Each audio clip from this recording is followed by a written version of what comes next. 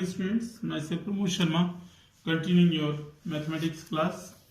तो जैसा कि आपका चैप्टर नंबर 15 कंटिन्यूशन में है और इसमें पैरामीटर जो मेंसुरेशन के अंतर्गत जैसा कि हम एरिया और पैरामीटर पढ़ने जा रहे थे, तो पैरामीटर आपको पिछले टर्म पर खत्म करा दिया गया है और इसी क्रम में आज आपको एरिया के बारे में समझाया जा रहा है।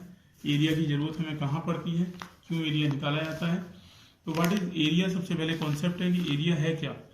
तो the measurement of the region enclosed by a plane figure is called the area of the figure. किसी भी the measurement of region enclosed by a plane figure, किसी भी प्लेन फिगर के द्वारा जो स्थान घेरा जाता है उसे हम उसका एरिया कहते हैं। कोई वस्तु कितना स्पेस लेती है फ्लैट सरफेस पर, तो उसे हम उसका एरिया कहते हैं।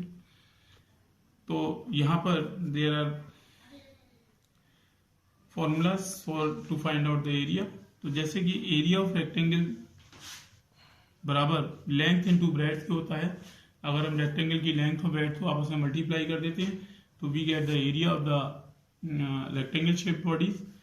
लेंथ ऑफ द रेक्टेंगल, अब अगर हमें लेंथ निकालनी है, एरिया अगर आपको गिवन है, बहुत सारे सवालों में एरिया निकलवाया जाता है और बहुत सारे सवालों में एरिया दिया हुआ होता है।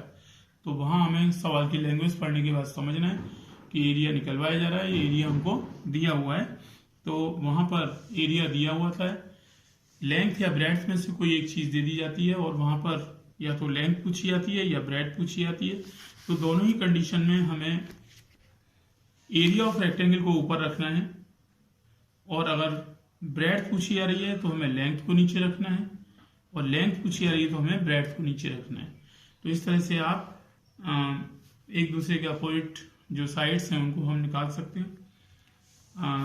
पॉइंट 4, एरिया ऑफ स्क्वायर जो है, जैसा कि as you know square has all its side equal. तो इसका जो एरिया है वो साइड इंटू साइड के बराबर होता है और इसकी जो यूनिट होती है वो metre square, centimetre square, decimetre square, जैसा भी यूनिट उसकी मेजरमेंट दी जाएंगी, डायमेंशन दी जाएंगी रेक्टेंगल या स्क्वायर की, तो वो इसकी डायमेंशन होंगी, वही एरिया, वही यूनिट ऑफ एरिया लिखा जाएगा।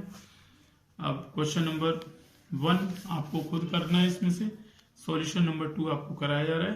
Find the area of the rectangle with the following dimension. तो यहाँ पर लेंथ और ब्रेड्थ आपको अलग अलग दी गई है। You have to find the area of the rectangle given. तो एरिया ऑफ रेक्टेंगल जैसे कि आपको फॉर्मूला दिया हुआ है, लेंथ इंटू ब्रेड, तो 12 इंटू 10.5।